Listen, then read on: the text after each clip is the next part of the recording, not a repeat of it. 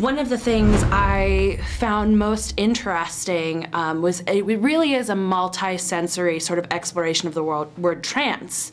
I mean, it's going on visually, musically, in the way that she has her voice, and even the painting in a way.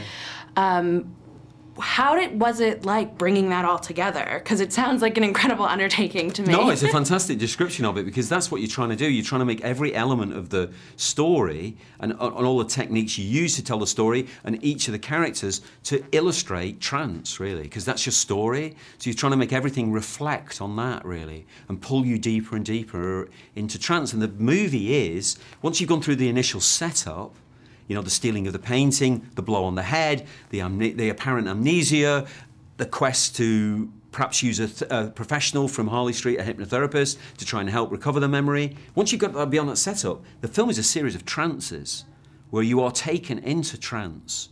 Whether you know it or not as a character, sometimes you know it, sometimes you might not know it, you're taken into a series of trance which takes you to the landscape of the mind, really, and that 100 billion neurons that are firing all the time. And there you are. And what will you do when you get in there? And terrible damage can be done in there as well.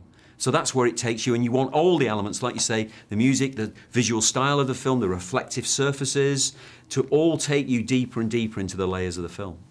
Yeah, you know, you mentioned sort of the terror of this. It is sort of terrifying to imagine, you know, your mind is sort of like a battleground. Yes.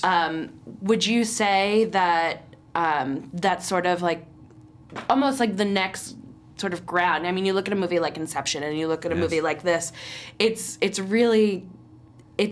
more terrifying because it's more personal in a way. Is that something that you really wanted to explore with this? It is.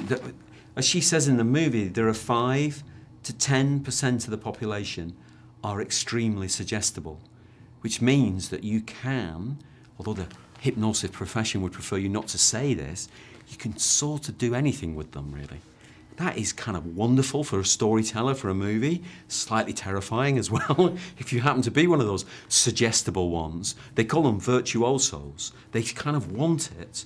You know, they want to enter a different world, to be changed in that way. And it's a wonderful place for a movie to explore. And inside the mind is infinite, really. There are infinite stories in there that you're going to be able to tell once you can find a route in. And obviously, hypnosis, trance, the gang trying to find out where the painting is through the use of a professional hypnotherapist is a good setup for a movie about that, you know.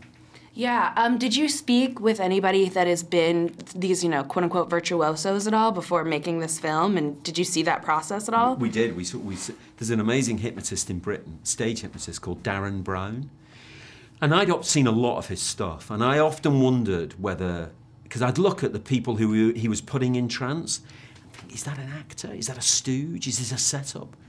It's not. You can tell it isn't. What they do is they use the early part of their show, when everybody's kind of just shuffling in and kind of they play some games and stuff like that. And he's picking out the people who are the suggestibles, the virtuosos. And then those are the ones he gets up on stage. So when he puts them in trance, it's genuine. And we had this story that there was a guy who was like Darren Brown. It wasn't Darren Brown, it was another guy, who got 4 members of the audience up on stage, put them in trance. And everybody, I'm sure, just thinks, yeah, this is how could you do that? And he walked off stage and he hit a scaffolding pole, a black scaffolding pole, as he went off to get one of the props. And it literally knocked him unconscious. So they stopped the show, the stage managers came on, but they couldn't get these people out of trance. They couldn't break the trance of these 4 people. Oh, no. It was like, and the guy, so they got the medics and they woke this guy up. 15 minutes later, he woke up and he brought them out of trance. And it proved they're the virtuosos, you know? They're not stooges. They actually are amongst us, the ones who want to change, and they make a great subject for a movie, you know?